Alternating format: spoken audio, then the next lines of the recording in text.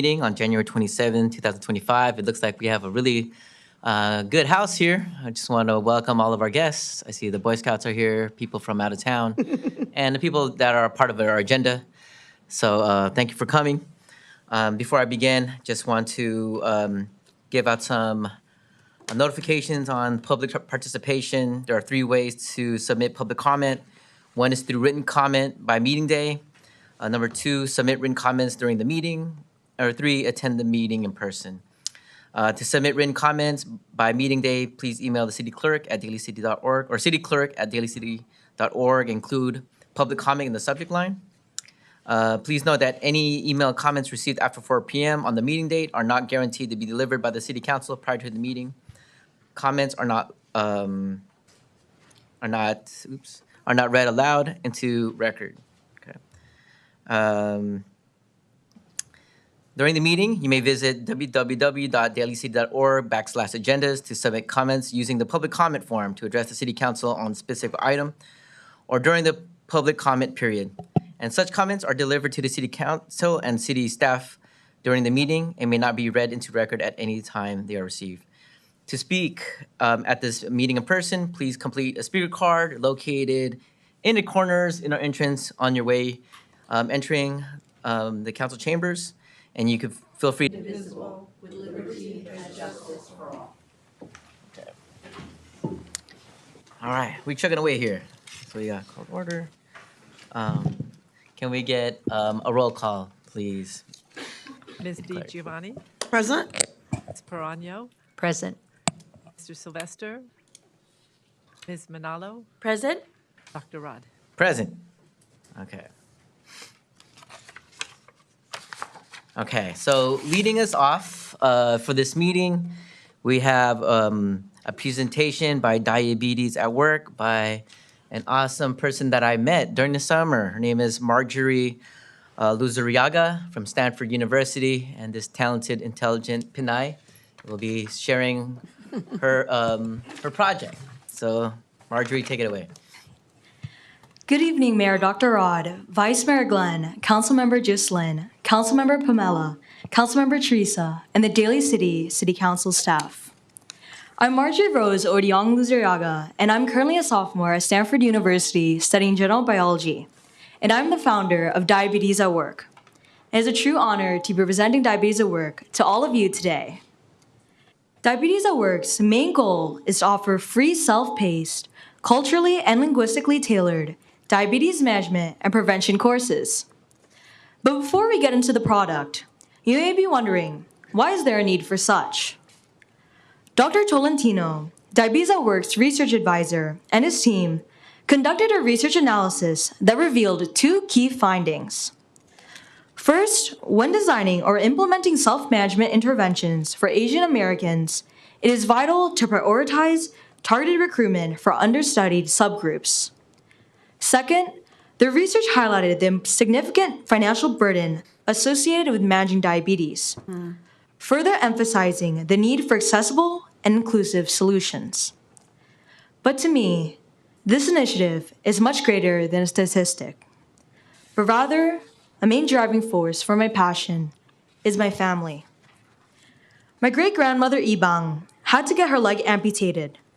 My grandmas, Geraldine and Rosario, my grandpas, Rolando and George, and my mom, who's in the room with us today, suffers from the complications of diabetes every single day. We all know the generational immigration story. Our family members took the leap of faith to come to America in search for a better life. Yet, along with that blessing came the inevitable struggles and sacrifices of learning a new culture, mastering a new language, and navigating an unfamiliar place. They did not know someone like Miss Manalo, who fought tirelessly to promote healthcare accessibility and is widely thanked for saving Student Medical Center for Daly City residents. Nor had they known someone like Miss Perano, who selflessly dedicates her time to supporting fellow parents in the Daly City community. That's why Diabetes at Work's core goal is to ensure they're seen as individuals, not numbers. We're dedicated to working with patients, addressing every obstacle, and closing every gap in navigating diabetes management and prevention, First starting with bridging the cultural, linguistic, and accessibility gap. So, how will Diabetes at Work help bridge this gap? Our first wave of the Diabetes at Work initiative will feature an accessible platform designed to empower individuals with vital information in preventing and managing their diabetes, first starting with Filipinos. The whole platform will be built with the following missions. I like to use the acronym called TECH. TECH, like short for technology. T. T stands for tomorrow. It is crucial to share information that is not only accurate, but also reflects the latest achievements. We do so by having both a medical professional and research professional review all content that will be published on the platform. E. E stands for educate, but never forgetting your roots. The information shared in our videos will always honor and embrace one's culture. For example, we're not leaving rice, a staple of every Filipino meal, behind. Instead of removing it entirely, we'll explore mindful swaps, such as choosing konjac rice or brown rice over regular white rice. This way, we continue to celebrate our traditions while making healthier choices. C. C stands for concise. In today's fast-paced world of social media, we know how important it is to capture and keep the audience's attention quickly. That's why every video will be short and impactful, lasting only 1 to 2 minutes. Just enough to deliver valuable information without losing the attention of our audience. H. H stands for honesty. Transparency is central to this initiative. Every piece of information will be backed by research and professional expertise to ensure credibility.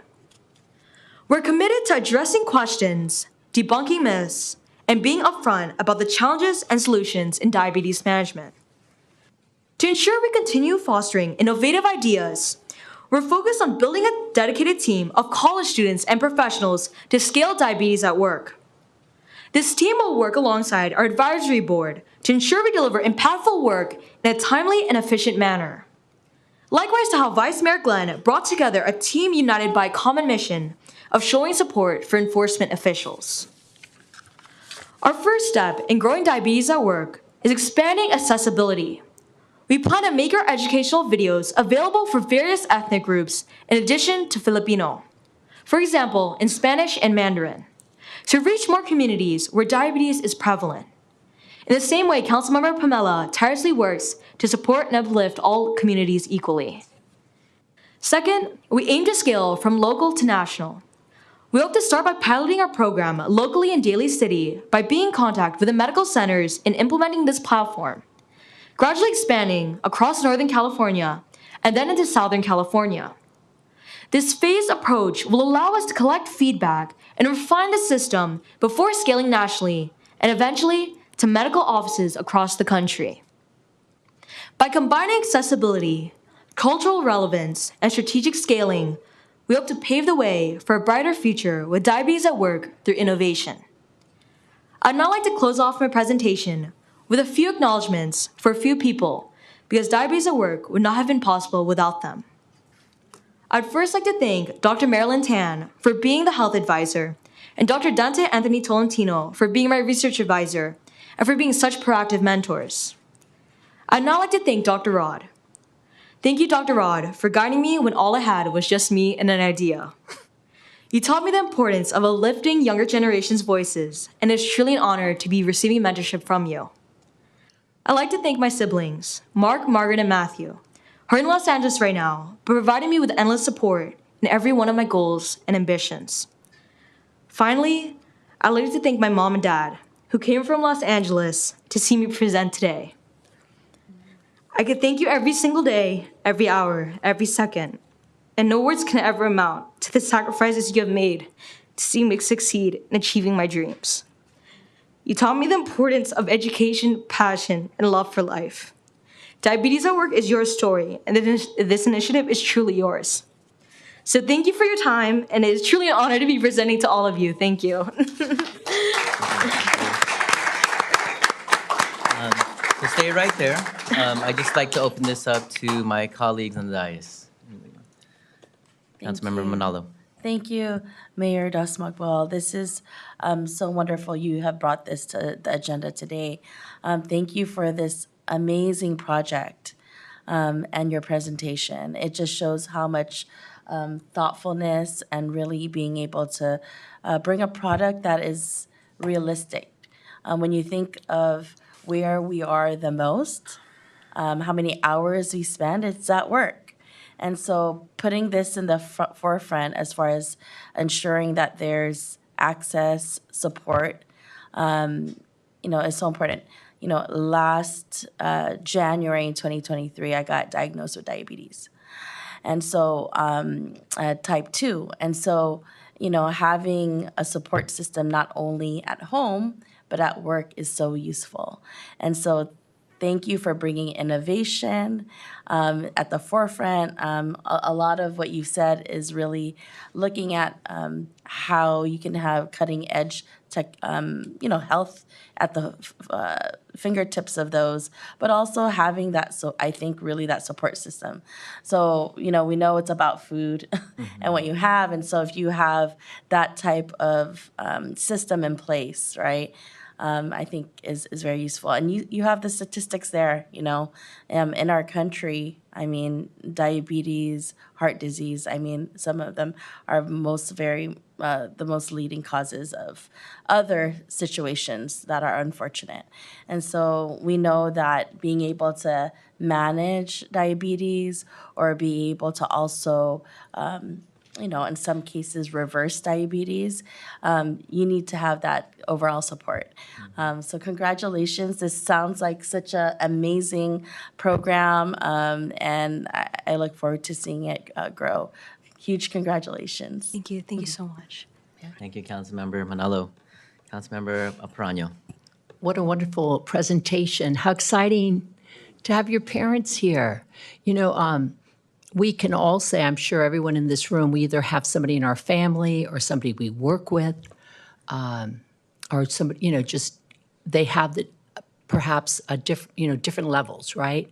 Pre-diabetes, type 2 diabetes, type 1 diabetes. And as Councilwoman Manalo said, is so true. It's our food. And to have you put something like this together and try to make a difference, not only in your family, but in our families, it is so wonderful. And I want to thank you for that. So much. Thank you. Thank you, ma'am. Well, what can I say? Anytime you have a personal story and you take it and you follow it and you get your education and your support to make sure you share from others, I'm sure, like you said, that your Dr. Rod was a big influence of that because he does influence our youth with the positivity and telling them to go out and serve your community. And as you said, so many things crossed my mind because I'm involved with Healthways with Dr. Vinny Acevedo, Dr. June Valera. They both are Daly City residents, but their Healthways is certified for the whole Filipino community in the whole California. So these are people that you can connect with because I do a lot of presentations for Filipino community and the Latino community as well. Like you said, you did that in Chinese as well. But I get several phone calls from Lolas and Lolas, right? And then they say, "Oh, I'm trying to have the brown rice," and then you go to their house, and then you're like, "Okay, but I see white rice that you're giving it to me, right? Okay, well, do you have to have the brown rice if I'm gonna, if we sit down, right, for the exchange, for the sugar content and stuff?" So I'm gonna try to make the change, like you said. You don't want to take away the culture. You don't want to take away the pancet. You don't want to take away all the beautiful things that make the culture what it is, because the celebration is the food. So, but what you can do, like you said, try to make a little difference. And then they exercise, which they do. I can tell you that that generation is always dancing. But having you at the helm and doing this is going to make a difference. It'll save lives. Because I don't think people really realize the consequences when they say diabetes, right? Because I know we don't have time tonight, and maybe you could come back. But that umbrella of diabetes and what it does cause with blindness I mean, I don't have to tell you, heart attacks and strokes and, and we lose loved ones and young people that, that are in the community as well, because you can't say no to Lola and Lola when you go eat. You can't say no for, the aunties and stuff, but, and it's cultural. But for have you as such a shining light to be standing here today, and we look forward to what you can do, what we can partner, and I'll give Dr. Rod's mayor, Dr. Rod, the information, and he could probably pass it on to you so you can connect with them. And Dr. Jean Valera also is in charge of the San Mateo County when they do all the vaccines and everything in the Filipino community. So these are connectivities that we need you, right? They do missions also in the Philippines, but this is so important that our community, like right here, you can save lives, right? Just getting, like you said, education. As proponent over here of the education, I see that, and that is the word. And getting it in a sensitive manner, right? When it comes from you, you're doing it out of love. You have a personal story to tell, and that personal story can transcend. And when you bring your parents with you, you guys are going to have to be on tour now, but with your daughter, to be a testament, right? That love and support is there, and then give her the wings to fly, and she's actually saving lives by being here today because you've already started the foundation, and for that, grateful. Salamat, mabuhay, and our community. We have to save our community, right? We have to, and that's a big part of it is their health. When you transition, you come here, and the economic cost as well, like you brought out, when you come here and you don't know where, for monies and things are expensive, and, and educate. So thank you from the bottom of my heart, and to the parents, and hopefully connect, and all this can do now, because you're the blossom, you're the seed, and you have the support over here of someone that has really transcended our youth and is there, as I can see, not just when he leaves the class, not just when he inspires someone, but for your entire journey of your life. And for that, I thank him and what he does to plant those seeds. Thank you so much. Thank you, council member. I see there's a lot of young folks in this room. And I just want y'all to pay attention, right? Not to what we're just saying, but the person that's just speaking right now is probably just a few years older than you, right?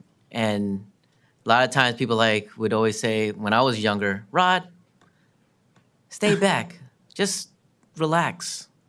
The change doesn't have to happen. The future is the future. For me, I just feel like the future is now. And there are a lot of things that is going on in the world that needs to be changed, and you don't have to be a genius. You don't have to be old to understand there are things that are happening in this world that needs to be changed. And shoot, my 11-year-old son knows what's going on, and they can make a change. And Marjorie, when you did that shot in the dark Instagram message, and I was like, yeah, we should do this, right? And I know it's important. And just like Councilmember Manalo, I'm also a person that has had diabetes since right after college. And we never knew. A lot of people don't know that people are living very, very stressful, very, very unhealthy lives because we normalized it. We have normalized bad ways of living, overconsumption of food, maybe a little bit too much to drink, maybe a little bit of this, but a lot of it has to deal with stress. And, a lot of the cortisol levels that increase over time, if we never ever take care of it, chronic illnesses start to happen. So again, the future is now. I believe that you're working on something to debunk the normalization of diabetes, because I've have a lot of family members that would say, I'll just take a little bit more insulin, or I'll just take a little bit more metformin or something, and it's just nah, these are legitimate changes that you need to take in your life. And since you are meeting both technology with accessibility, this is a key app to have. Many of my elders, they're on Facebook all the time. So what's the matter of just switching over to the next app and be like, okay, what can I use to improve my health? Maybe they can listen to a podcast that Filipinos that have gone through this for years, and what are the things that people are doing. So before you go, we have a couple of certificates of commendations. So I have one commendation for diabetes at work. So it states here, the City Council of the City of Daly City take great pleasure in presenting this certificate to diabetes at work. The City of Daly City commends your outstanding commitment to promoting awareness, education, and support for managing diabetes in the workplace. Your efforts have empowered individuals to lead healthier lives and created a culture of understanding and inclusivity within the community. With sincere appreciation, we admire your dedication to fostering a more informed and supportive environment for all. Awarded this 27th day of January 2025, and it's signed by all of our city council members. And then we got some special ones for you, Kuya and Ate. We have all the way from LA. The City Council of the Daly City takes great pleasure in presenting this certificate to Mark Sevillo Luzuriaga. The City of Daly City commends your unwavering support and encouragement that has enabled Marjorie to excel and share her expertise on diabetes in the workplace. Your dedication as a parent has greatly contributed to our ability to educate and inspire others on this vital topic, fostering a healthier and more informed community. With heartfelt appreciation, we acknowledge the pivotal role you have played in supporting her efforts and achievements. And Ate, we couldn't give one just to Kuya, but we had to give one to you too. So we have one for you too as well, the same thing. So Ate, Kuya, if you'd like to come up, and I'll go over there. I'll award these to y'all and probably take some pictures. Yeah.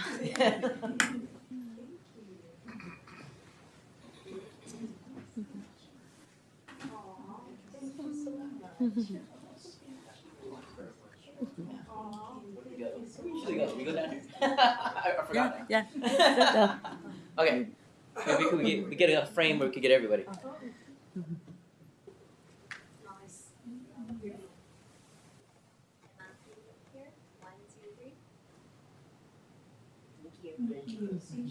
All right. I know you started the semester, so a lot of juggling. Yeah, that's why. So, just let me know. Okay. Thank you very much.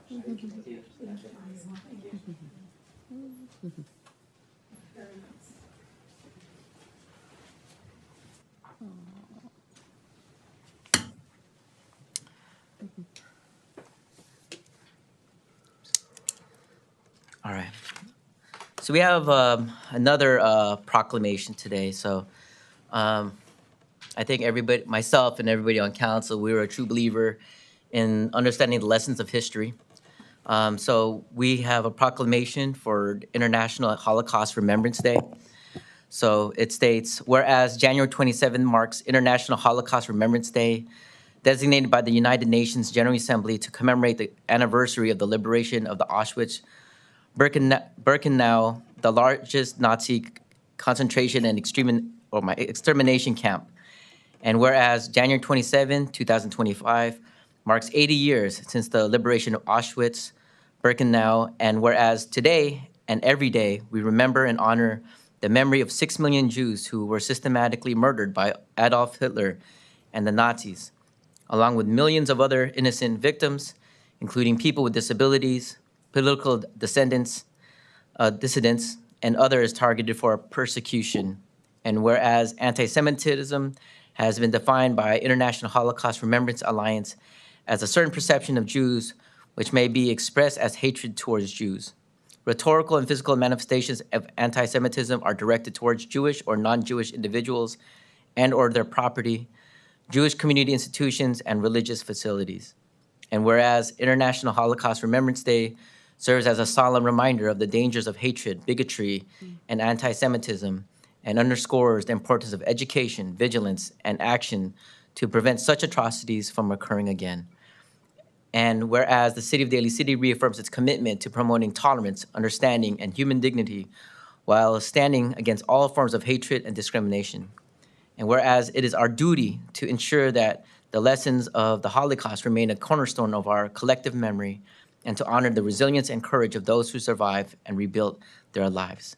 Now, therefore, I, Dr. Roderick Das Magwal, Mayor and members of the City Council of the City of Daly City, do hereby proclaim January 27, 2025 as International Holocaust Remembrance Day in Daly City and call upon all residents to join in solemn remembrance of the victims, educate themselves about the Holocaust, and commit to building a more tolerant and compassionate society. So with that, I don't know if folks in my dais would like to say anything. Council member, or Thank you. Thank you, Mayor. I just want to, for the record, say thank you for putting this on the agenda. It was a request through Lisa Katz, Chief Government Affairs Officer from Combat Anti-Semitism Movement, and had reached out for our council to put this on the agenda. I remember when I was at Jefferson High School, when in my history class, we learned about the Holocaust. And that was definitely a moment as a young person to learn about such horrific hatred that had killed so many. And so with its 80th anniversary, we must continue to remember to lead with love, and ensure that hate does not have a place here in our community. And so I want to thank you, Mayor, without hesitation, for putting this on the agenda with my request. Thank you. thank you, Councilmember Manalo. Councilmember Briefly. Perano, yeah. When my daughter was in high school, at Mercy High School, I think she was a sophomore, and we were invited as parents if we wanted to come and listen to a survivor speak. And with so much out there, when you hear someone speak and tell you what they went through, it really does touch your heart. And I will say that the United States Holocaust Memorial Museum puts out videos and interviews that they've done throughout a number of years. And I would recommend that to anybody who'd like to hear what happened, because as the years go by, we have people saying it didn't happen, and we can never forget. Because if we do, and it's possible, something like this can happen. It has been happening, and it's unacceptable. So I would just say thank you for, taking the time. People are doing this all over the world, and we cannot forget. And we need to be vigilant, because the habits of what these people did and how they started, and if you learn anything through history, it's very easy for this all to come back. Might not be Jewish people, maybe other people, but they're coming. So we need to make sure to be vigilant. Thank you, Councilmember. Thank you, Mayor, to make sure that this is such a different day. And I'd like to start off by a quote by Elie Wiesel. To forget would not only be dangerous, but offensive. To forget the dead would be akin to killing them a second time. And how I say that is not only for the 6 million Jews, but many of you know that I had a family member that was part of the last camp in Auschwitz. And if you don't have a chance to go there, if you have a chance to go to the LA Museum of Tolerance, that teaches us all, it has a light, like a green light or whatever. It teaches about tolerance of everyone, actually. Not just the Jewish community. And when you leave there, for many people, I know in our Daly City, law enforcement and a lot of law enforcements and different agencies, they go down there. They either visit there or they visit some sort of civil rights, because we must not forget any of this. We must remember it. We must know the signs of it, as Councilmember Perano said, and to say never again, never forget, and that we have to stand up together and not just against anti-Semitism as well, because that's on the rise, but also anti-Muslim or just any hatred that we see. We must not sit in silence, any type of discrimination, because silence is being complicit. That's just going along with it. And I know sometimes it takes courage to do that, but amongst others, but if you get to the humanity of one another and know that we lost these people. And to Al and Myra Herpy, I know that you're watching and that it was presented to you at one time. And then to others in our community, some have already passed on. They're Holocaust survivors. They still have to contend with their mothers passing or different camps and things like that. So, but as one said today, when I was at an event today, she never gave up hope. She was a survivor. She's 103 years old. And she told herself, I will not give up hope. Her sister said, I'm going to go to the crematorium. And she says, no, hold on one more day. Hold on one more day. And she said, finally, her sister, she came to find her and she was already gone. But she is a survivor at 103. So let's hope that there's been other things in our history. It's not pretty. It's not acceptable, but we never sit in denial. And so I think that love can conquer hate. And we must dig deep. And sometimes we can find things about a person we may not like, but we need to park it to the side, not be petty to one another. Really dig deep in tumultuous times, because that pain, and I'm just speaking of someone that lost someone, and I didn't realize it because it was never talked about, just like other things in World War II or whatever. And when you find out towards when you're a grown up that you never knew what happened to your great-grandfather or your grandfather or whatever, they just went around, and then you find out what happened, right? But you need to know and talk about it, because I think that's when you keep their life alive, you keep one another alive, and you stand up for someone when you see anything happen to them. It makes you stronger to stand up to hate, hatred, discrimination. And that's the way we can conquer, with much love. So thank you to the mayor, and may we all be love and be kind. Thank you, ma'am. Thank you, Councilmember DiGiovanni. I had a whole lesson plan today for one of the courses I taught today. And we talked about this thing called the 4 Eyes of oppression. And the top of it, it talks about ideological oppression, institutional oppression, interpersonal oppression, and internalized oppression. But with any type of oppression, it starts with an idea. And when we are built based off a society where we can otherize different people, it creates conditions where people see folks as dehumanized, and for some people, the dehumanization sees people as close to non-human, and people can be subjects to genocide.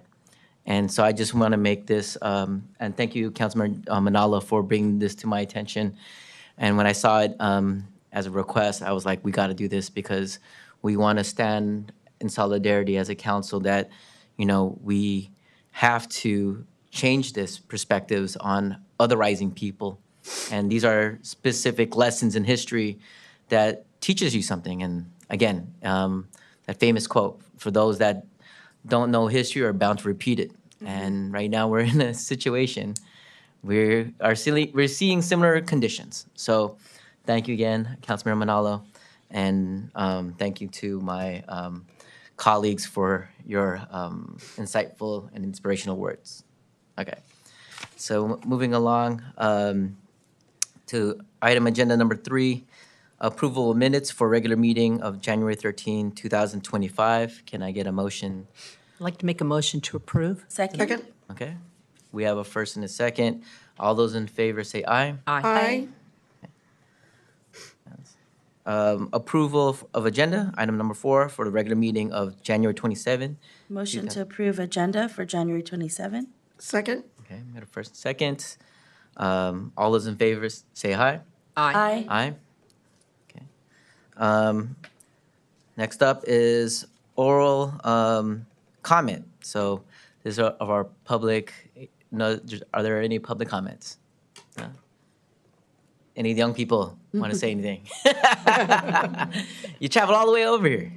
No? Okay. Going once, going twice. Okay, no sale. All right, I feel like Price is right in here. So, moving on to the consent agenda. Can I get a motion for the consent agenda? Motion to approve consent agenda. Through the mayor, would it be okay if we, can we just pull item 8 and number 9? With the exception of item number 8 and 9, motion to approve agenda. Second. Okay. All those in favor say aye. Aye. Aye. Okay. Thank So item number 8, adopt resolution self-certifying of Daly City compliance with state housing laws. So for that, we have Michael van Lockhausen. Thank you, Honorable Mayor, members of the City Council. Yes, this is a resolution that's brought before you for adoption. As you know, the city certified and the state HCD also agreed with the certification of the city's housing element. But prior to applying for any actual funds, the MTC requires that we adopt the resolution in front of you. And if there's any questions about that, of course, we can answer them. Well, I just thought it was informative. Oh, sorry, through the mayor. Yeah, go for it. Thank you. I apologize. That make sure that people kind of know that with the state housing laws, and then about the funding, could you elaborate just a little bit more on the report that you gave so that the audience listening could know about exactly what this is? on the Sure. So Thank you, Michael. Sure. So there's regional agencies that make funding available to cities like Daly City that are high producers of affordable housing. And to qualify for that money, the city council is required by MTC to adopt a resolution basically affirming that the city is in compliance with state housing law. And that's essentially what this item is before you. Thank you, Mayor. Okay. Thank you, Michael. Are there any other questions, comments from my colleagues? Okay. Seeing none, can we get a motion to approve item number 8? Motion to approve item number 8. Second? Second. All those in favor say aye. Aye. Aye. Okay, motion passes. Agenda number 9, approve revised emergency services agreement. We have. I'm happy to take the item. All right, go ahead. Before you is the adoption of, we're asking for the adoption and approving the second revised and restated joint exercise powers agreement, San Mateo County Operational Area Services Organization. And last week, myself, Chief Myers, and Vice Mayor Sylvester, who is on the Department of Emergency Council, met, and he fully endorsed this moving forward, and he wanted his colleagues to know, even though he couldn't be here tonight, he wanted the council to know that. So happy to answer any other questions that might come up. Great. Other, I also thank you. have Deputy Chief Todd Johnson here as well. Okay. That if I can't answer the question, I'm sure he will. Thank you, City Manager. Councilmember DiGiovanni. Yeah, just a quick question. So I remember that this is a revised one, and first of all, thank you. And I'm so happy that the three of you are there because you guys are always fighting for, not fighting, but always a proponent and supporting that we make sure that we get what it does best for us, and that the cost for us is fair inside the service agreement. Is there anything different, Mr. Piccolotti, than the last agreement? Yeah, the one difference is the change in the name. It's the That's it. Department of Emergency Management. That's basically, and it was going to be approved some months ago, but there was a realization when it was being reviewed that the local police and fire departments had not had a chance to weigh in right. on the agreement. So pause was taken, and they have all signed off, and it's ready to be approved tonight. Yeah, I was happy to hear that all the agencies had a chance to weigh in, and thanks for the advocacy to the three of you on that as well, and to our police and to our fire. Thank you very much, and that's it. Right. Thank you. Any other comments, questions from? Okay, sounds good. Seeing none, let's. Can I get a motion to approve item number 9? Motion to adopt item Second. number 9. Okay, so we have a first and a second. All those in favor say aye. Aye. Aye. Okay. Okay. Heading to communications, item number 13. Coastal Development Permit, dash 10-24-1669. Replace existing sunroom with bedroom at rear of home at 60 Roslyn Court. You're back again. Yes, thank you. Thank you, Honorable Mayor, members of the City Council. The applicant for this item has requested that the City Council table this item. There was a communication from one of the neighbors that pointed out that they didn't think that the existing addition was legal, and in fact, the existing addition does not appear to be legal. So we're going to need to work on revising the geotechnical report for the project. And it'll be renoticed if the City Council agrees to the tabling at a later date. All right. Do I have to take a motion on the table? Okay. So can I get a motion to table this item, number 13, for a later? Motion to table the item? Okay. Can I get a second?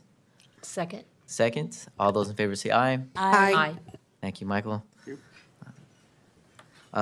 Moving to item number 14, finding of public convenience and necessity, PCN-10-24-16665 to sell alcoholic beverages for off-site consumption at Sprouts Farmers Market at 301 Gellert Boulevard, type 21 license. We have Mr. Brian Palin. Good evening, council members. The next item is a finding of public convenience and necessity to sell alcoholic beverages for off-site consumption at Sprouts Farmers Market at 301 Geller Boulevard. The applicant has filed an application with ABC, that's the State Alcoholic Beverage Control, to sell distilled spirits in addition to the already allowed beer and wine for off-site consumption at the existing store located at Gellert Marketplace. There would be no increase in total sales floor area that would be dedicated to the display of alcoholic beverages. ABC has determined that a finding of public convenience and necessity by the City Council is necessary before it can issue the license. The store will be located in a high crime reporting district, and the census tract in which it is located is considered by ABC as over-concentrated by Type 21 licenses. The approval of this request would make the area over-concentrated by 2 Type 21 licenses. And we were expecting a representative from Sprouts, but unfortunately she was delayed at the airport. Oh, no. So I can try and answer any questions, but she is not here at this time. Yeah, let's open up to our dais. Councilmember Manalo. Yeah, is there any time constraint for this item? Not that I'm aware of. Okay, because I'm willing to, if you agree, Mayor, to move this item when the Sprouts representative is present. Okay. Yeah. Yeah, is that an agreement? Okay.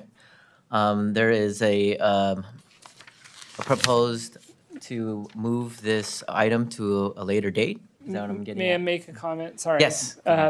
So the application was originally submitted in October, and the delay, we had a delay getting police statistics. Okay. So they have been waiting fairly patiently since the submittal in October. Okay. 2 weeks. Can you give it an extension? Yeah, I think if we have questions, it's good to have Yeah. The representative a here. representative here. Okay. Yeah. I would, through the mayor. Yes, go The only for thing it. I would say is in looking at the documentation that we were given and the different types is, type 20, the different locations, it looks like there's a pending at the new place at Ceremony Shopping Center for Jalakji. Jalgi? Yeah, and these are, the Shell station, the 7-Up, the 7-Eleven,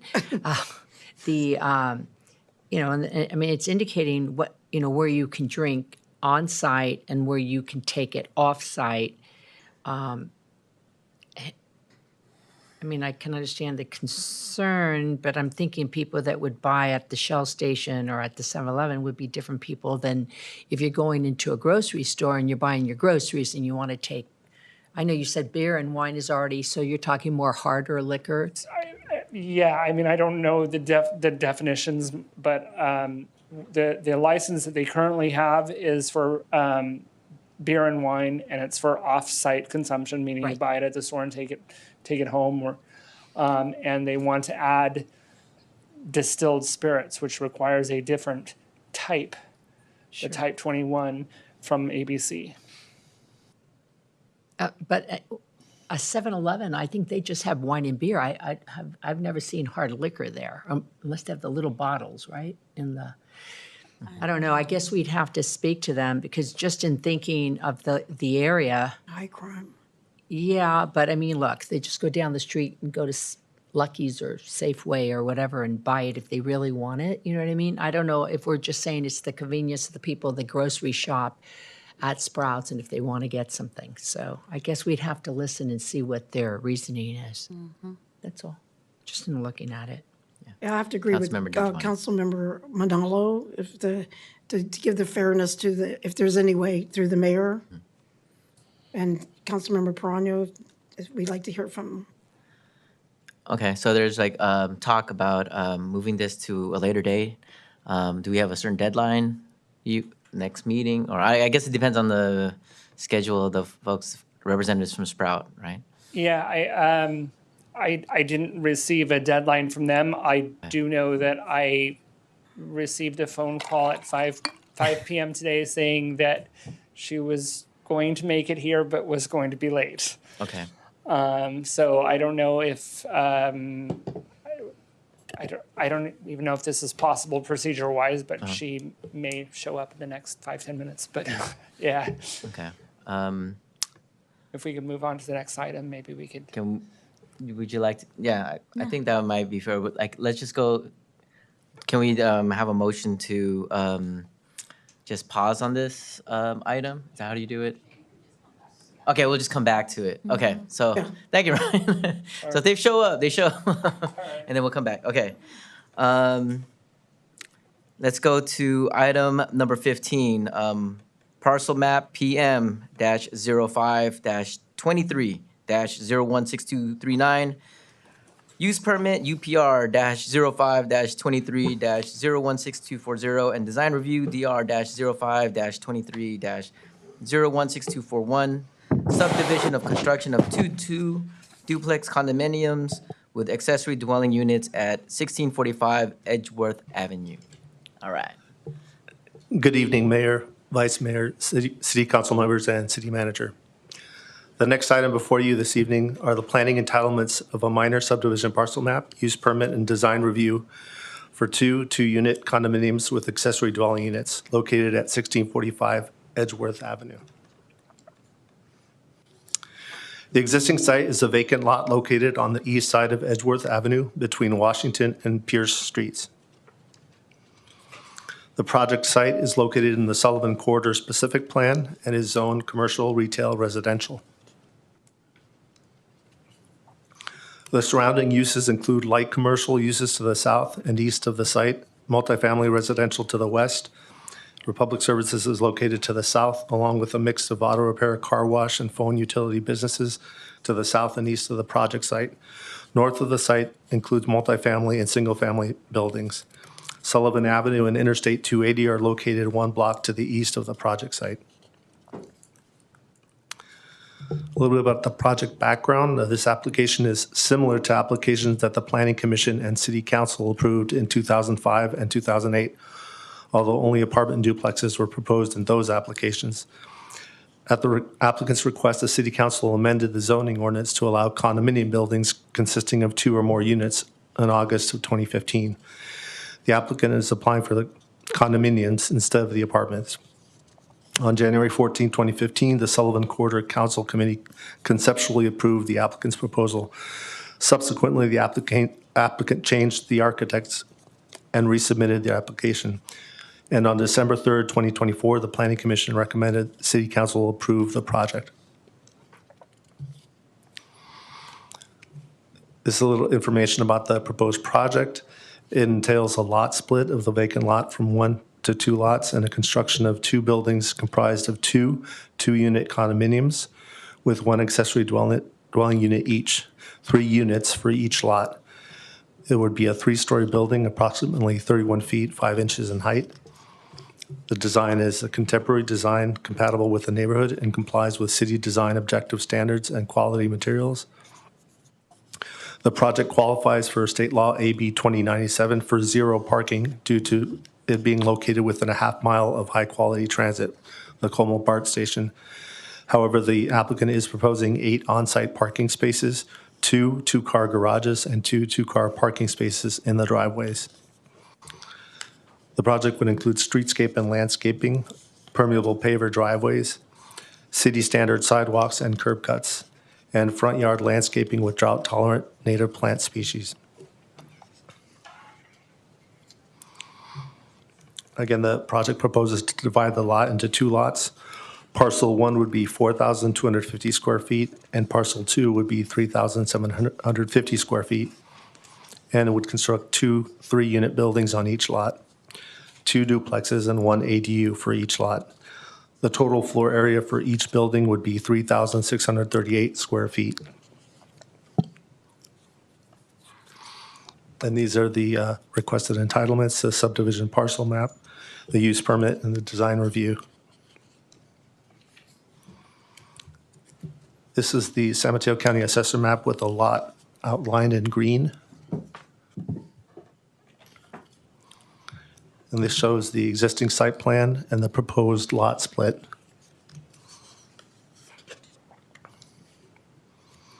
This is the tentative map parcel lot merge.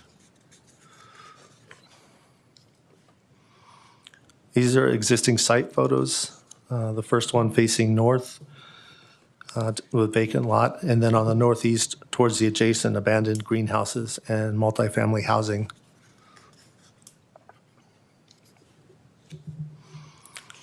Some 2 more site photos facing northeast and east.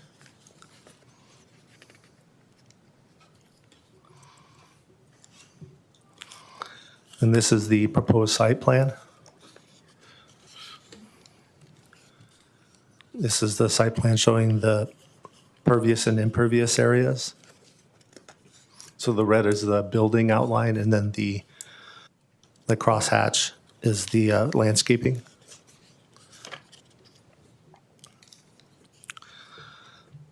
The proposed first floor for each building will consist of a 2-car parking garage for the duplexes above and 1-bedroom ADUs with a living room, kitchen, and 1 bathroom. The second floor condominiums will include 3 bedrooms, 3 bathrooms, a kitchen, living room, and office. The third floor condominium will include 3 bedrooms, 3 bathrooms, a living room, kitchen, and 2 small decks, 1 for each front bedroom. This is the roof plan, proposed roof plan. The proposed west elevation. This is the front of the building. And the proposed east elevation for both buildings. This is the north elevation. And the proposed south elevation. This is a rendering with the color and materials of the proposed project. It'll include a combination of vertical wood paneling for the 3rd floor, gray painted horizontal siding on the 2nd floor, and horizontal wood siding for the garage door with gray painted exterior stucco finish.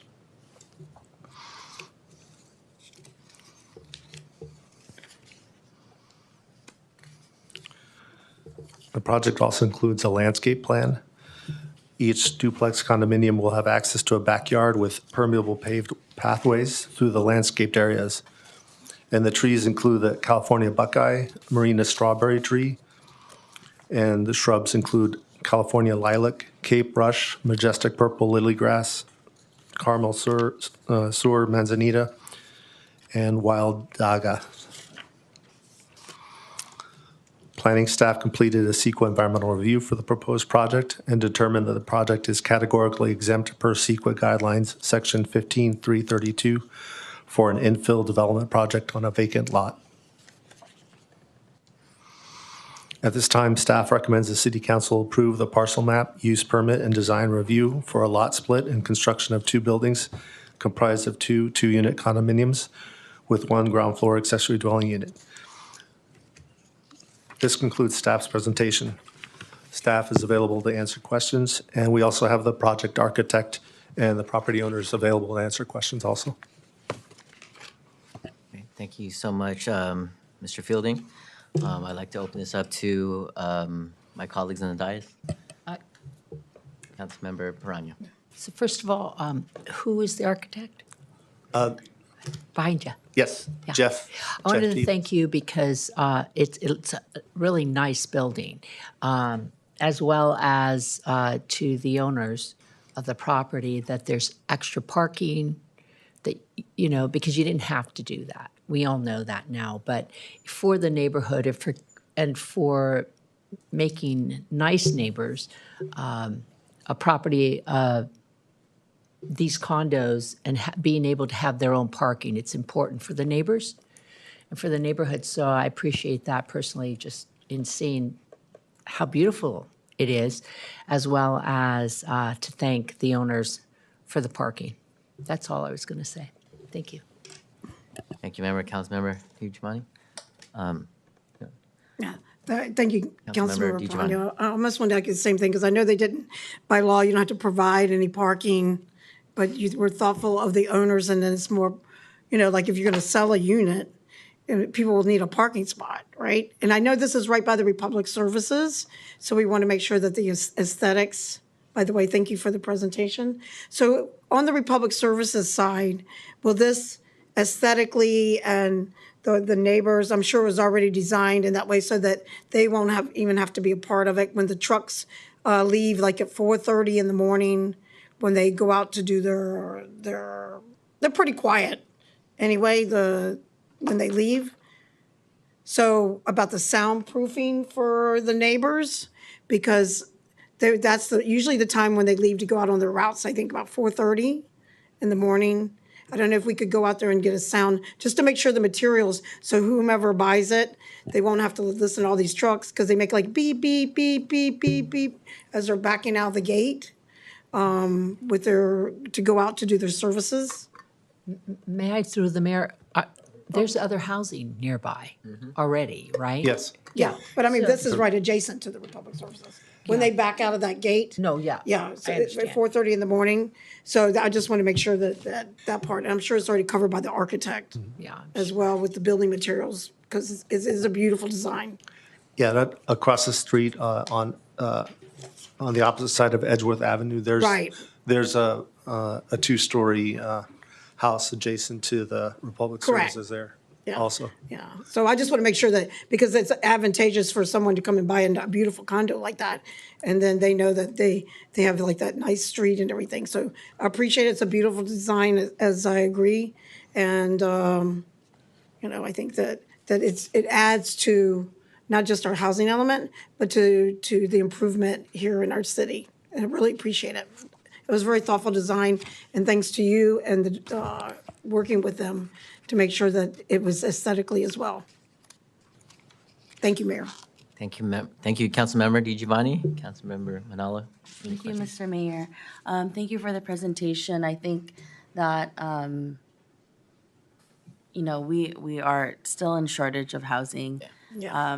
There's a need for it. And instead of having empty lots, I think having more opportunities to have more housing is really important. I can tell that it's a well thoughtful design. I think aesthetically, as my colleagues have stated, I look forward to seeing it built. That's where I'm at. And so. Me too. Yeah. Thank you, Mayor. I think it goes well with the existing neighborhood that's there. It has a very feel where it doesn't feel like its own independent Right. structure, but it also has its own unique qualities. I'm just curious, what was the history of this property? Do you know? Like, because I see it looks like a greenhouse. Is that what it includes? I'm just looking at like Apple Maps. I'm like, this looks like a I don't know. Actually, the greenhouse, there are some greenhouses located to the north of this property. So, and those greenhouses are like it's like a nursery greenhouse. They're pretty much abandoned. Okay. But yeah, as far as I know, this has always been a vacant lot. It hasn't had any Got it. greenhouses. This is the property just north of it is the one with the greenhouses. Okay. Great. Thank you. I'd like to have a motion to open up to the public. Motion to open public hearing? Second? Okay. All those in favor say aye. Aye. Aye. Aye. Is there any public comment for this item? Okay. Seeing none, can I get a motion to close the Motion, public comment? motion for this item? Second. Okay. All those in favor say aye. Aye. Okay. Can I get a motion to adopt this resolution? Oh, wait. It's a voice vote, right? No, we need to have a vote. Vote. Okay, gotcha. I'd like to have a motion for roll call vote, please. Motion to adopt item number 15, parcel mentioned PM 0523-016239. Second? A second? Okay. Roll call vote, please. Ms. DiGiovanni, Aye. Ms. Perano, Aye. Ms. Manalo, Aye. Dr. Rod. Aye. Okay, motion passes. This is tabled. Thank you. Thank you. Thank you so much. Thank you. All right. Going back to number 14. Are we? If not, Oh, they're not here yet? we can go to. Yeah, we number just 16. got word that she won't be able to make it. She's still stranded at the airport. Oh, So no. we'll work with her to pick a date Okay. for when to come back. So do we need to make a motion to table? Do we want to have a table or do you want a date? Or dates or This isn't noticed. It's not a noticed item, so we would put on the agenda when they're available. Okay, so I'd have to make a motion. Can I get a motion to table item number? I'd like to make 14. that motion. Second? Second? Okay, we have a first and a second. All those in favor say aye. Aye. Aye. Okay, so this is tabled as well. Okay. Moving down to item number 16. Adopt a resolution supporting small business growth and development and policies to enhance economic growth. And I'll hand it over to Ms. Leilani Ramos. And Mabel Mano.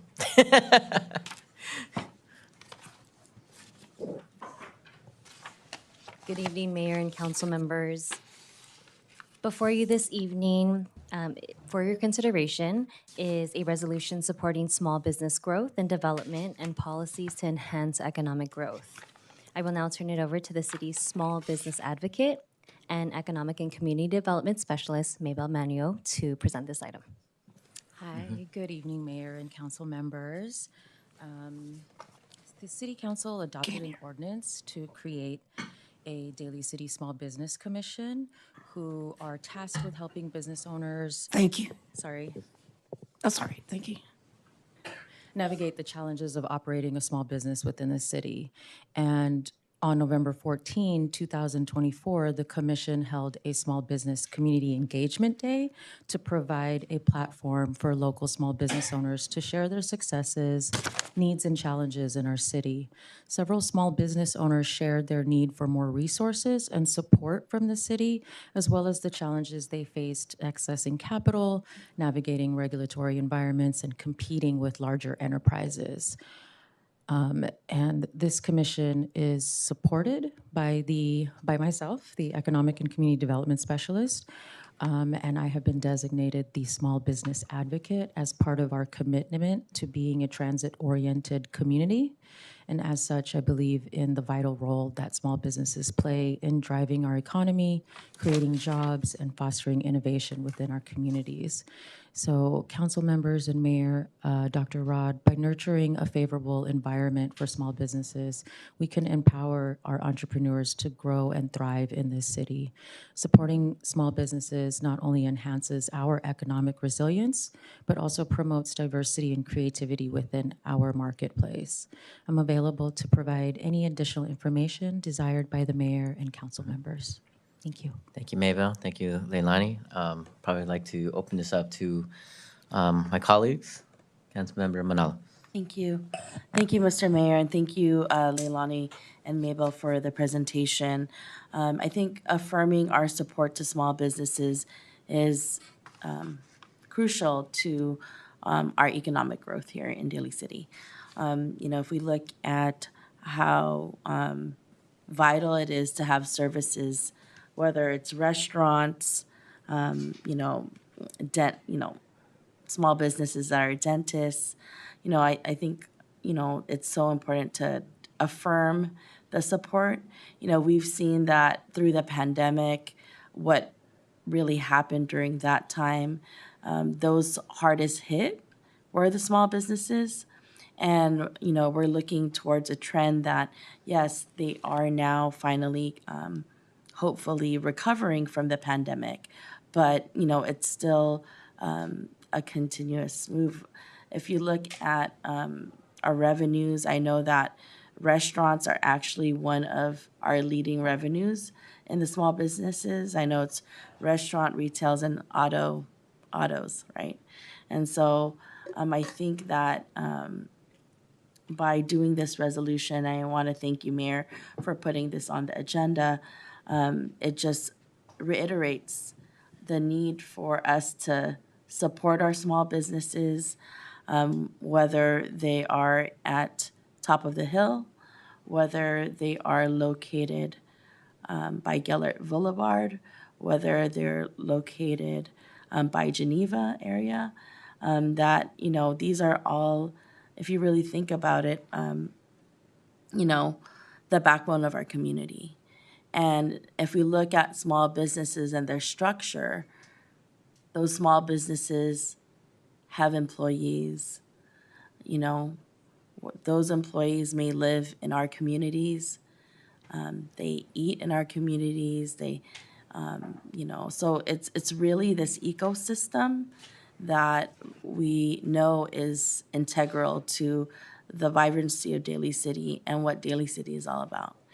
As far as our corridors where we know that these small mom and pop shops, it's not easy to have a brick and mortar, right? It's not. And so I think in any way we can support them through us as a city, through finding resources at the state level, finding resources at the federal level, or other areas at the county level. I think it's just creating this ecosystem.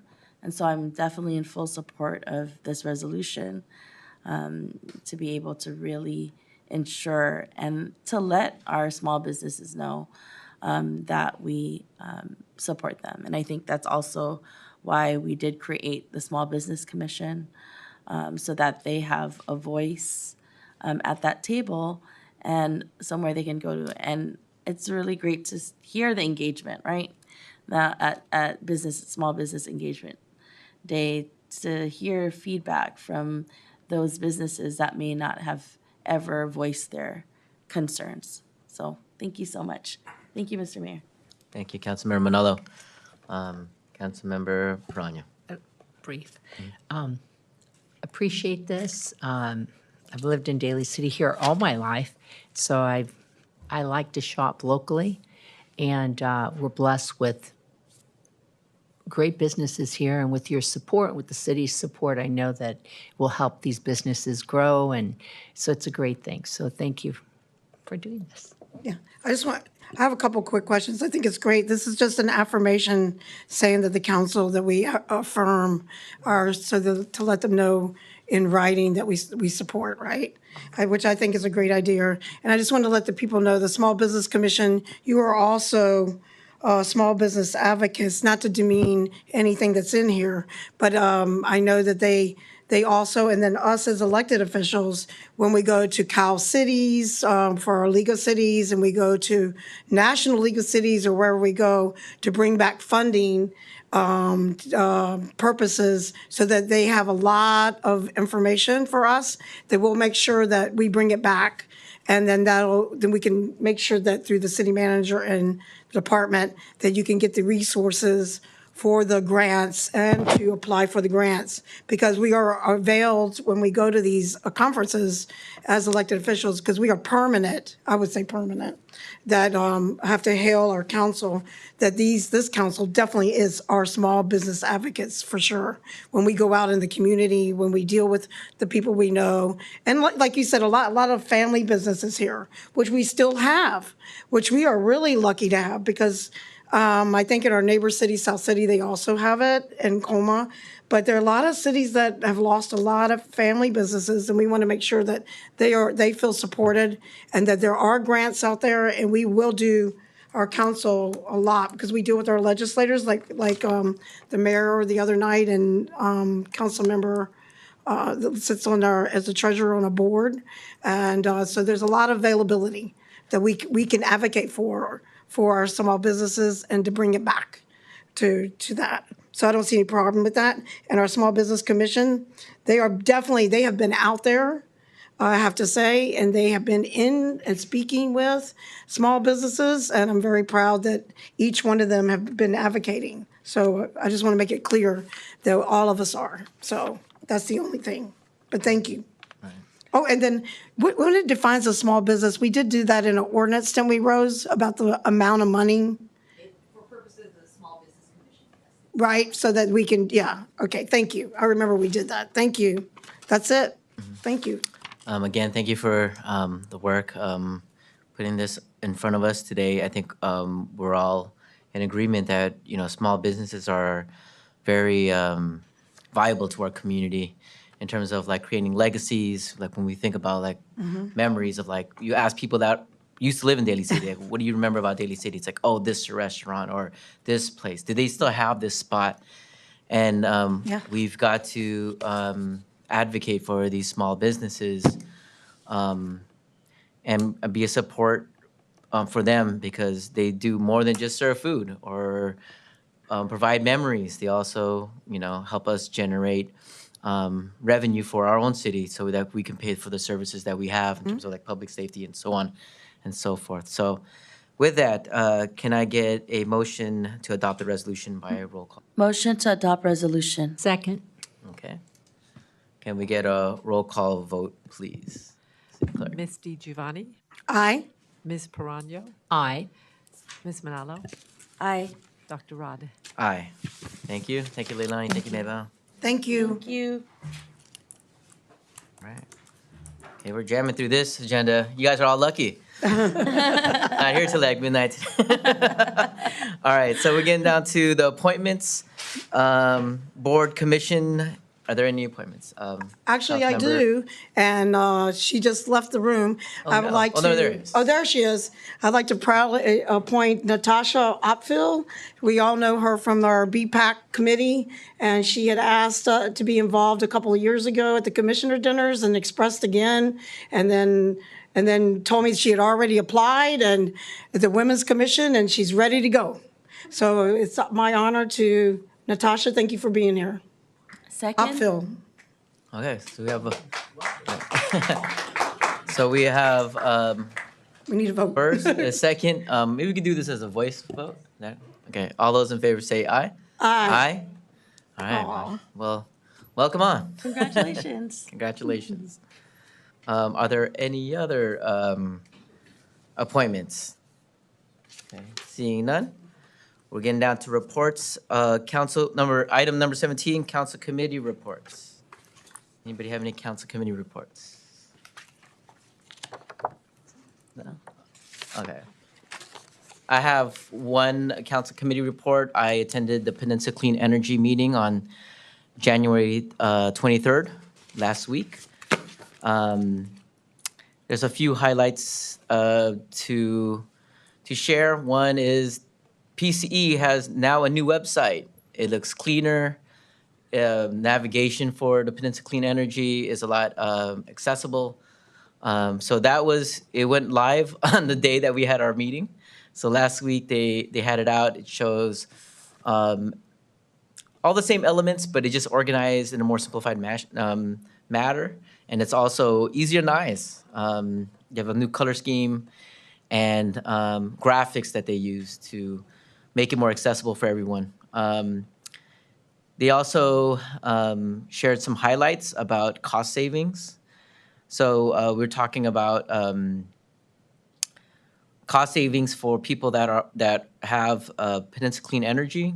From 2023, people saved from 24.5 million to or savings. That's serving savings nearly doubled from 2023 from 24.5 million to about 48 million by end of 2024. So people have been saving money because we've been using more cleaner energy and trying to get less dependent on carbon fossil fuel energy. We also launched a new turnkey home upgrade service that run in-house customer service. We have 45 gigahertz of new load that are being used through large locations. So one is at Caltrain, another is Google, and another one is a partnership with San Mateo Community College District. So, and so we're also looking at the new strategic plan of how are we getting to looking at a framework, looking forward in terms of what is our theoretical lens, and the lenses that they looked at was 1 through, let's see here, I have the right one here. Well, one is a deliberate approach to limiting and going towards zero carbon emissions, fossil fuels. 2 was finding ways to, I can't remember the second one, but the third one has an equity lens. So when it comes to looking at clean energy organizations, we're leading the way in terms of giving us an equity lens. I know there's been a trend through the national politics of doing away with DEAI, but this has been a cornerstone, a value system that is instilled in PCE that we're still holding because of the diversity of San Mateo County and its idea of like, if we want to be serving these communities, we have to really focus equity. And then there were some discussions how last week we had an avalanche, a tidal wave of different executive orders that happened at the federal level. And they were talking about how is this going to affect PCE. So one was the declaration of national energy emergency, and this move in the federal level to expedite fossil fuel production and infrastructure development while excluding wind and solar power for emergency measures. One thing that they were talking about was PCE, that we gather either wind or solar energy from different places. So for example, there's like a wind farm in I believe Idaho, and because it's on federal land, it creates these barriers from actually having opportunities to purchase this energy now. But then there's a difference between things that are on federal land and then state land. So one of the other ideas that are happening is creating wind farms that is offshore wind farms. So one is this idea of having wind farms off the coast of Santa Barbara County. So other people have it. If you ever go to Europe, I went to the northern part of the Philippines. They've had it where it's right on the coast, and they're using wind farms as a way to bring in clean energy. So there are some controls that we have as a state versus federal. And they were also talking about the tariffs. I know everybody was talking about tariffs this and tariffs that, and that can put sort of a strain in terms of pricing for Peninsula Clean Energy. So yeah, there's a lot of things that we are looking at, how things that are happening in the federal, that's maybe happening in the local. But one thing that we have in terms of a county is that we're a very progressive front here in San Mateo County. And we all see the need for going towards a cleaner environment, and we're pretty much on the same page when it comes to that. So we're ready. If anything comes down that pipeline, and we have advocates, we have lobbyists at the state level to kind of push these goals towards clean energy. Yeah. Okay. Any other council committee reports? Okay, moving down to number 18, city council reports. Councilmember DiGiovanni. Thank you. Through the mayor, probably it was actually the mayor and our councilmember Manalo. We all attended the League of Cities. It's a peninsula division where it is local. Then the assembly members usually come and give us updates on what is going on at the state level.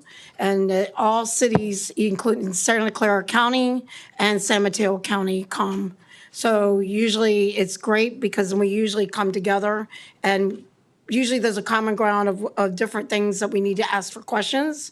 So there was representation from their assembly members and those that represent more local in our area. So it's usually an annual thing that I know that they'll probably report on it as well, on different legislation that's moving. And one thing you do pick out is that the learning how to collaborate, because if you want somebody to support your bill, I think Assemblymember Diane Pappen was saying, you need to find that common ground, and not be divisive, because we don't want to be, it's too much already. So, we as individuals, we need to, again, just like I said earlier, think about ourselves and think what is the common good for the people and for the community. And if we think we have something, then you reach across and you talk to someone that you probably would never talk to before. And they have an idea, right? Because you find out that they care about their community as well, even though we may come from a different lens. So I thought that was a really good point that the Assemblymember Diane Pappen made, and that it's good to exercise and be reminded that it's not just one lens, it's everybody's lens. And it's a nonpartisan lens. You should not bring, for me and others, that we should not bring that in. It's about to get things done. That's how you have to move ahead and get things done, and we can be the healers. We can actually be the one. You as a one person can make a difference to any of you. And to the Boy Scouts out there, always remember, never compromise your values. And sometimes it's not easy, and you get adversaries against you, but it's better to stay in your value system and not let it rock. And even at my age, you stay in it, and you will be better off in it, because it's better for what you're doing, because you're doing it for the right reason. But that's what the biggest takeaway. I thought she made a really good one, and I'll let my other colleagues speak on that as well. And the other quick thing is, C's Candy opened up at 7:45. It was 8 in the morning. And there was a big, long line that I was there. And the woman is coming, and I'm going to give the number to the mayor tomorrow, and maybe he'll invite her. She's welcome to, she said she'd love to bring candy to the council. I thought that was good.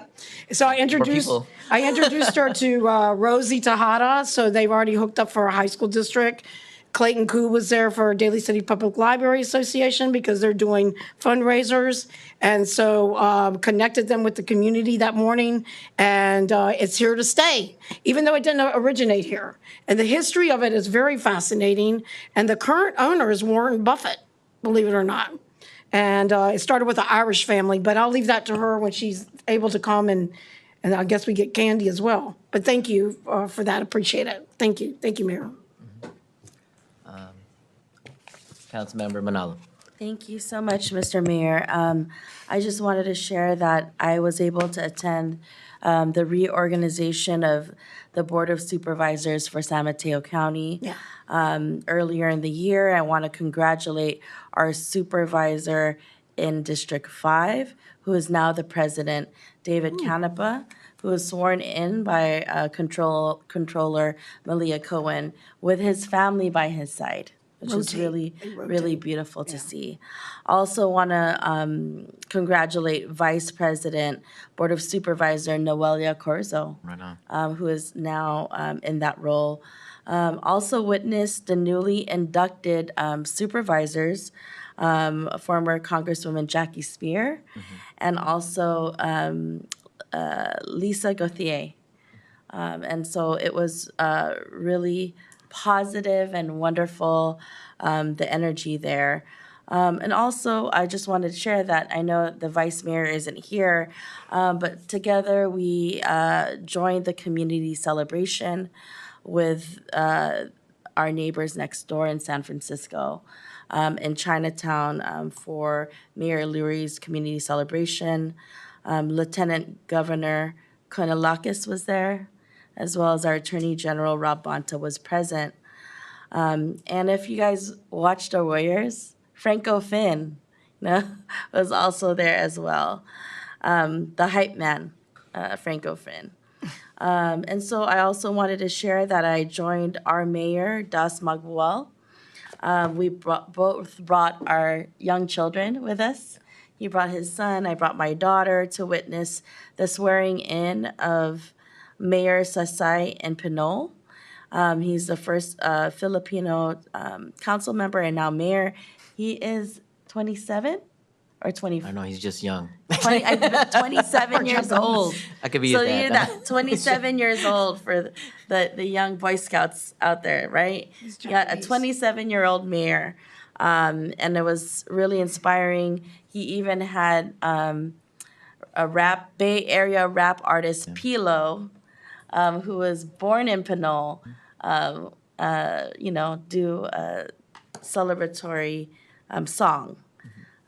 He comes from both Filipino background and also a Japanese background and had cultural performances there. I also wanted to share that I went to the grand opening of Senior Sisig. They are a Filipino fusion, restaurant. They started off as a food truck. They are now at the Chase Center.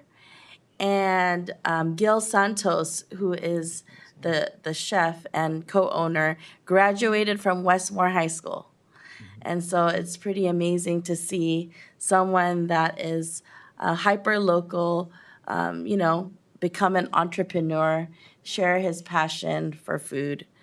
So that was really wonderful. And lastly, it was really great to be with so many local legislators. That was just the other day, mayor and council member. And so it was a joint event with Cal Cities, led by the Peninsula Division, as well as our Council of Cities and Santa Clara's version of Council of Cities. And so it was a packed room, and who was present there was Assemblywoman Diane Papin, as well as Assembly Member Mark Berman, Assembly Member Ash Karlra, and also newly elected Assembly Member Patrick Ahrens, and then Honorable Assembly Member Gail Pellerin. And the topics that were talked about were really issues that really hit home to our local government, from housing to transportation to issues around support, in many areas, mental health, all of these issues that our local communities deal with. And so I thought it was really well done. I'm glad to serve on the Peninsula Division Board this year with President Eddie Flores from South San Francisco, and currently the treasurer. And so we'll be active on that front to ensure, our representation there. And I think that's it, Mr. Mayor. Thank you so much. Yes, thank you, Councilmember Manal. I would Councilmember like to Rania. thank Councilmember Manalo for going live at that event, because I couldn't be there personally, but I caught it on your live feed. So I wanted to thank you for that. And it was very clear. So I would like to thank you for that. Oh, you're welcome. I'm glad you caught it. Yeah, I did. I have one more, or a couple. So January 19th, along with Councilmember Manalo, we attended the Daly History Guild event that featured one of our living legends of Daly City, Tita Perla Ibarrientos, that spoke about the history of Filipinos in Daly City. Right, there's always this kind of perception of Daly City being Pinoy capital or Filipino capital, and it's really inspiring to hear stories of what she had to go through when she first arrived from the Philippines to the United States, and her appreciating this opportunity to live in this country. Also, like some of the challenges in terms of conflicting cultural expectations. Like she told a story about as a parent volunteer, she was supposed to cut up apples, and what she did was she skinned the apples. And then she gave everybody apples, and the person was like, "No, you need to cut them in quarters or eighths or something like that." And she's like, "I thought we were supposed to you told me to cut the apples. I grew up in the Philippines just skinning the apples." And so he had a bunch of naked apples for kids. And she's like, that was a lesson learned. And she was just talking about everything. And I met up with some other elders that, migrated here like in the 70s, talking about like the adjustment of weather. Going from a tropical weather to seeing like fog every single day and feeling depressed, like, am I ever going to see the sun again? Or adjusting their clothing to learning how to layer. But, talking or listening to Tita Perla's stories about her being involved in so many organizations as a parent volunteer to the Filipino American Democratic Club, to being on the Personnel Commission, I wrote down in my notes, like, when we're little kids, we're asked as little kids to be like, what do you want to do when you grow up? But when you are grown up, what then? Nobody asks you what type of elder you want to be. And that was the moment I wrote down. I was like, okay, I could probably say that I'm grown now. I got some kids, I got some family. I'm where I'm at professionally. But then ultimately, what type of elder do I want to become? And I saw Tita Perla do her thing, and I was like, damn, 90 years old, and she has energy like a middle schooler.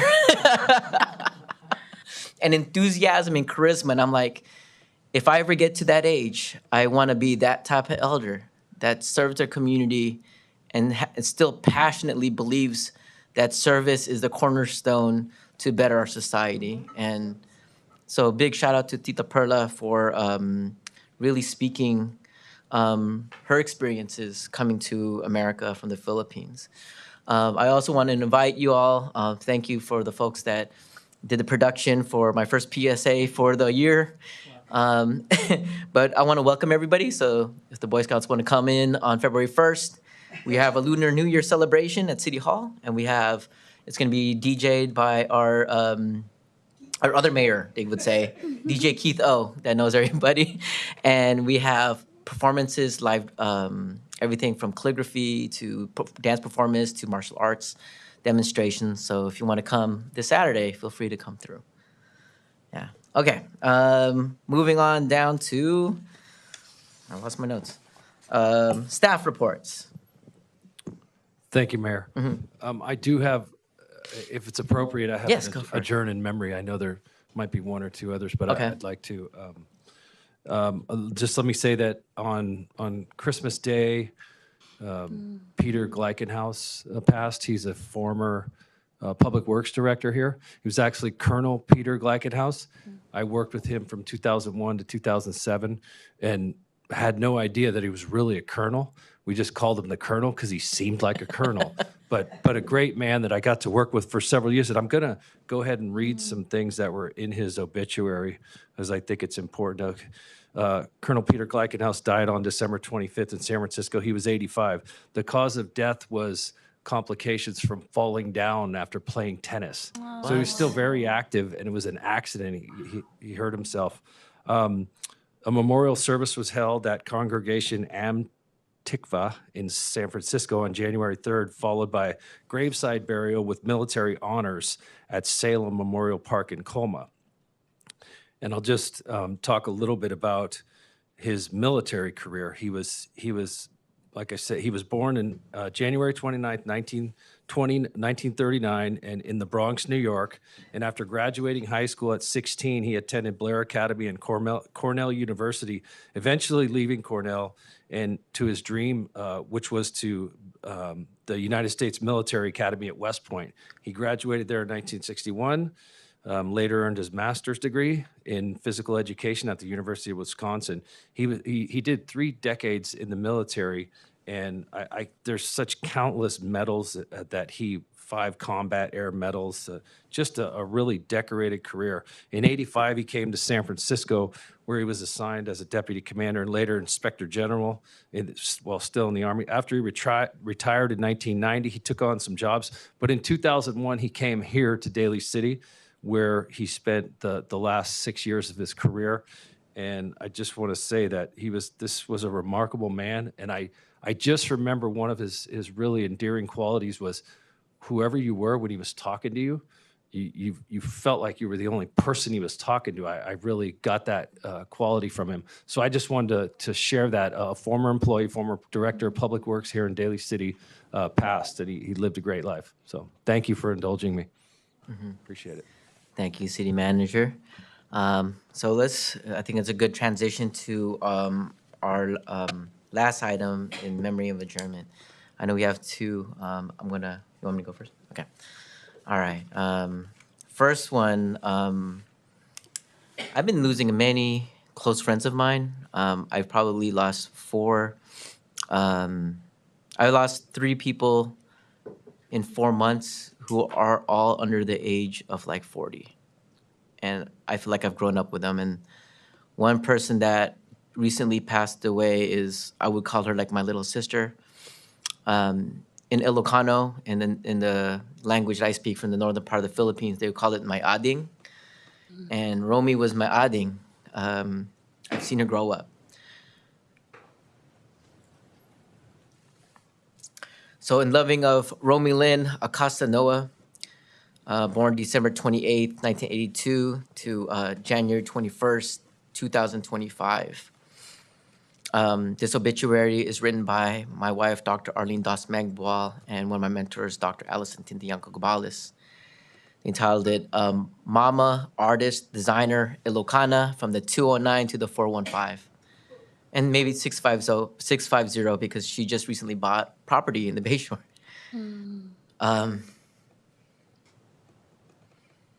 It is with deep sorrow that we announce the sudden passing of our sister, Romy Lynn Acosta Noah, on January 21st, 2025. Romy had so much love and soul. She was a devoted mother, wife, daughter, sister, friend, artist, designer, and proud Ilocana from Binalonan, Pangasinan, Philippines, who represented both 209 and 415. So if people are not familiar with the 209, she's from Stockton. Born on December 28th, 1982 in Stockton, California, Romy grew up surrounded by the rich culture and history of her Ilocana roots. Family was everything to her. She carried the values of love and solidarity into every aspect of her life. In 2001, Romy graduated from Bear Creek High School. She earned her associate's degree in liberal arts and sciences from San Joaquin Delta College in 2005, and later transferred to San Francisco State and getting a bachelor's degree in Asian American Studies from SFSU in 2010. I met Romy when she became a teacher for the nonprofit we're involved in called Pinoy Pinay Educational Partnerships, better known as PEP, in 2007. PEP was more than just an organization to Romy, it was family. From 2007 to 2013, Romy poured her heart out and soul to being a PEP teacher. She had the ability to engage her students in ways that engaged them to not only uplift themselves, uplift themselves, but also their communities. Romy's contributions to PEP were immeasurable.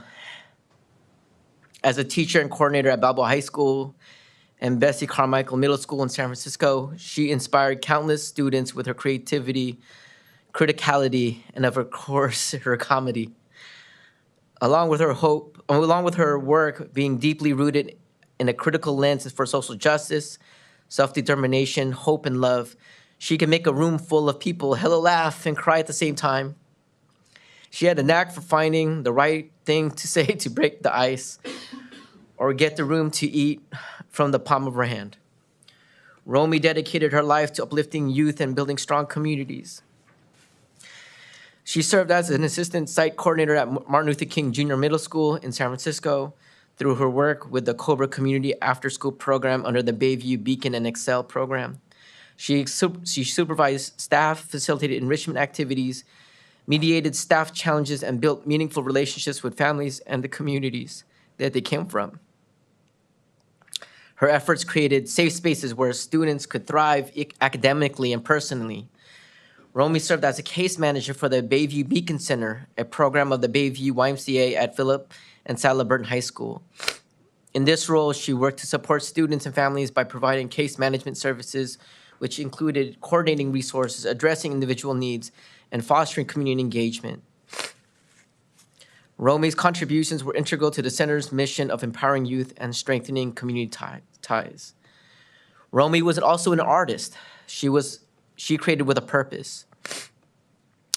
She would probably call herself an artivist, an activist artist that provided commentary on social justice issues for communities she cared about, for the people she loved, and each piece provided a sense of healing.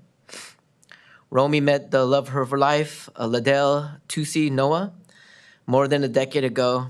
They were married in San Francisco City Hall on January 16, 2015.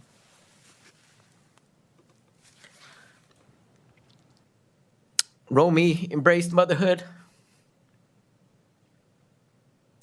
long before she gave birth.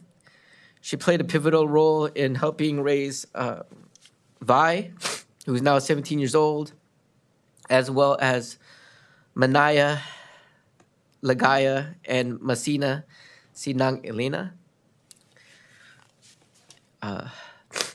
Manaya is 8 and Elena is 4. Romy is survived by her husband, Tusi, their daughters, Vi, Manaya, Lagaya, and Masina Elena, her mother, Armi Aragon, father, Rogelio Acosta, stepmother, Regina Acosta, siblings, Sunshine Acosta, Mawao, Rogelio Acosta Jr., Sophia Acosta, as well as countless relatives, friends, colleagues, students, and members of the communities she touched so deeply. Romy's legacy is one of love, resilience, creativity, and transformative impact. She will forever be remembered as a sister, mentor, teacher, artist, mother, life, artivist, and advocate who gave as much of herself to uplift others. I think that one thing that I've learned through a whole year of grieving is that the ones that you have close to you, the ones that you could hug and love, just say, I love you more. Hug them a little bit more firmer, because you never know, the next day's never promised. And I love you, Adi. I got you and Tusi and the family. And rest in peace.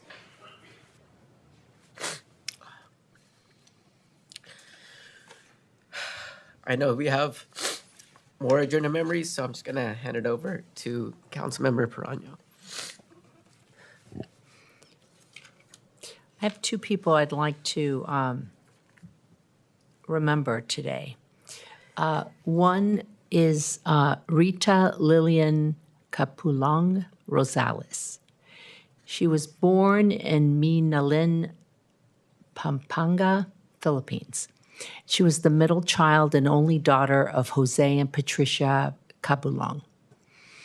And I met Lillian through Holy Angels School and church, and she was a huge volunteer. So I just give a little information.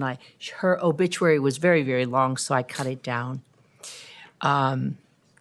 Lillian married the love of her life, Manny, on December 18, 1982, and together they immigrated to the U.S. in 1985.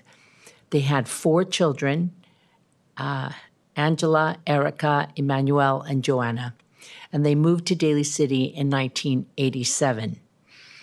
Lillian worked at Walgreens for 10 years, working her way up to assistant manager.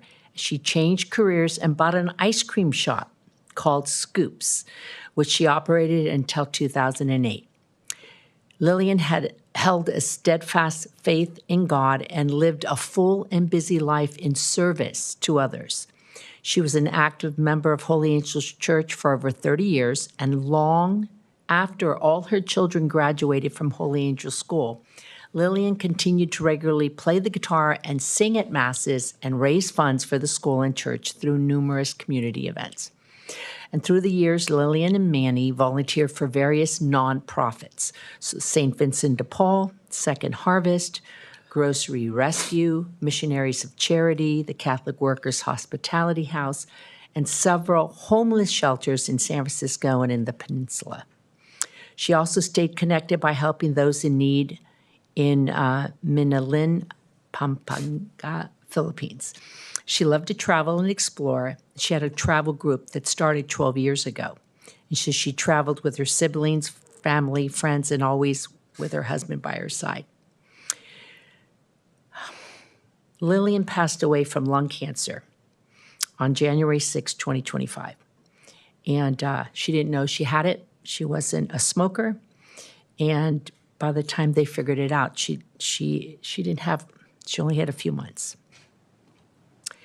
She's survived by her husband, Manuel, her children, Denise, Erica, Emmanuel, we call him Boy. He was in my son Esteban's class, and Joanna. And her son-in-laws, Jordan, Michael, her granddaughter, Liliani, and her 2 brothers, Omar, Abner, and their families. And she will be deeply missed. And she's a perfect example of someone who, through her whole life, helped others. So, one second, I have one more. I cut this one down as well. Donald Don Brenes. He was a proud native San Franciscan, and he was born to his Nicaraguan immigrant parents, Ranulfo and Natalia Brenes. He is survived by his loving wife, Margot, of 42 years, and his children, Rosa, Jaime, and then Connor, Kian, his granddaughter, Isabella Natalia, and the family fur baby, Coco. He is also survived by many friends and family. So he's proclaimed by his family as the mayor of the Pacifica Pier, and he will be missed by his crabbing buddies. He also was a staple at St. Thomas More's annual Chapino fundraiser for many years. Don worked at the San Francisco Chronicle, and he retired after 41 years. And he was a lifelong Giants and 49er fan and a proud father and grandfather. His kids and his granddaughter were his world. Don was one of the most generous hosts and greatest cooks. You knew you were in for a great time when you were invited to the backyard for his barbecue oysters and dinner. And moreover, he even had the ability to make you feel like a guest in your own home. He was loved by his neighbors in the Westlake Daly City area, and will be greatly missed by his family and friends. The family would like to extend their heartfelt thanks to the doctors and nurses at Kaiser South San Francisco. He again was a person who wasn't feeling well and kept up all his appointments, but then he goes to the doctors, and he quickly found he was very sick. And probably a month and a half, he passed away. And I was honored to sing at his funeral, and there was people from all walks of life, many neighbors, and I would just say, again, somebody who was very charismatic and cared about his community and cared about his neighbors. And so I just wanted to take the time to remember both these people who were wonderful to so many people, and they will be greatly missed. So with that, if you could, we would like to honor these folks in memory by allowing a moment of silence.